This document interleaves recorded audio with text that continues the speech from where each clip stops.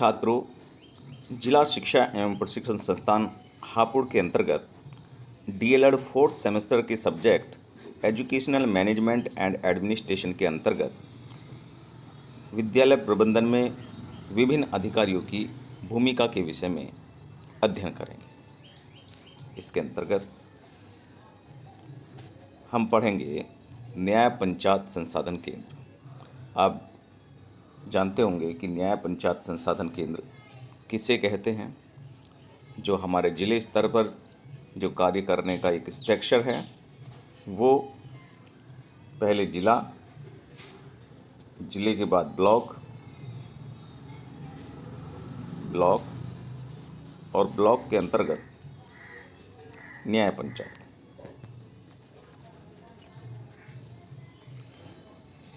ठीक है। न्याय पंचायत के अंतर्गत कई और ग्राम पंचायतें होती हैं, लेकिन कई ग्राम पंचायतों को जोड़कर न्याय पंचायत का गठन होता है और उस न्याय पंचायत के अंतर्गत एक न्याय पंचायत संसाधन केंद्र होता है।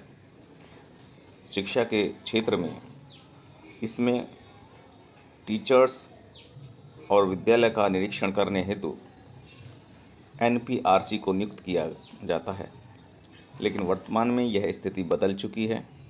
एनपीआरसी का पद खत्म है, लेकिन जो आपके पाठ्यक्रम में ये अभी भी है, इसलिए इसके बारे में आप अवश्य जानें। तो इसकी समन्वयक की क्या भूमिका है, या समन्वय को हम एनपीआरसी बोलते हैं। ठीक है। तो इसका कार्य क्या है, तो आइए इसके बारे में हम बिंदुवार चर्चा करते हैं।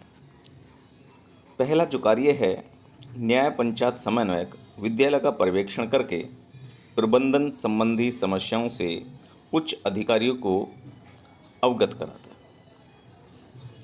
दूसरा, वह शिक्षण अधिगम प्रक्रिया को प्रभावशाली बनाने के लिए नवीन शिक्षण विधियों का प्रदर्शन तथा ज्ञान कराता है।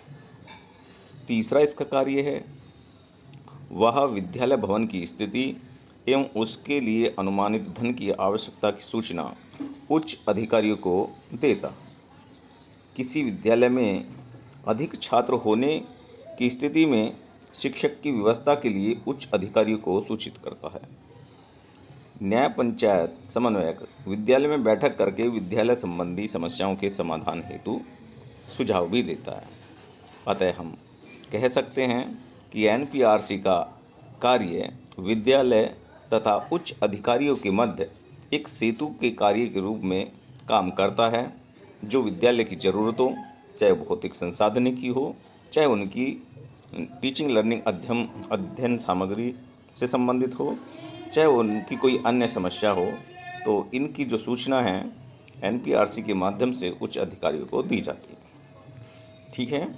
अब नेक्स्ट बिंदु की तरफ चलते हैं,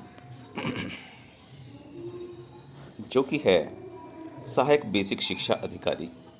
ब्लॉक स्तर पर सहायक बेसिक शिक्षा अधिकारी प्राइमरी एजुकेशन का एक मुख्य अधिकारी होता है और उसके निर्देशन तथा मार्गदर्शन में ही शैक्षिक गतिविधियां संचालित होती हैं। आइए जानते हैं इनकी विद्यालय पर्यवेक्षण में इनकी क्या भूमिका है और इनके क्या क्या कार्य हैं। पहला है, सहायक बेसिक शिक्षा अधिकारी नवीन विद्यालयों के निर्माण हेतु उच्च अधिकारियों को प्रस्ताव भेजता है, जिससे प्राथमिक स्तर पर शिक्षा उपलब्ध कराई जा सके। ये आप कड़ी समझ गए होंगे। एनपीआरसी विद्यालयों से सूचना लेकर सहायक बेसिक शिक्षा अधिकारी को देता होगा और सहायक बेसिक अधिकारी अपने से उच्च अधिकारियों को सूचना उपलब्ध कराता होगा। तो ये ना समझें जो भूमिका बेसिक शिक्षा सहायक बेसिक शिक्षा अधिकारी की है, वही जो भूमिका एनपीआरसी की नहीं। एनपीआरसी एक सीधा कनेक्टेड है विद्यालयों से और विद्यालयों की सूचना सहायक बेसिक शिक्षा अधिकारी को देता है और सहायक बेसिक शिक्षा अधिकारी अपने उच्चस्थ अधिकारियों को सूचना को अग्रसरित करता है। दूसरा है, वहाँ विद्यालयों का समय समय पर पर्यवेक्षण निरीक्षण करके विद्यालय प्रबंधन को सुझाव देता है।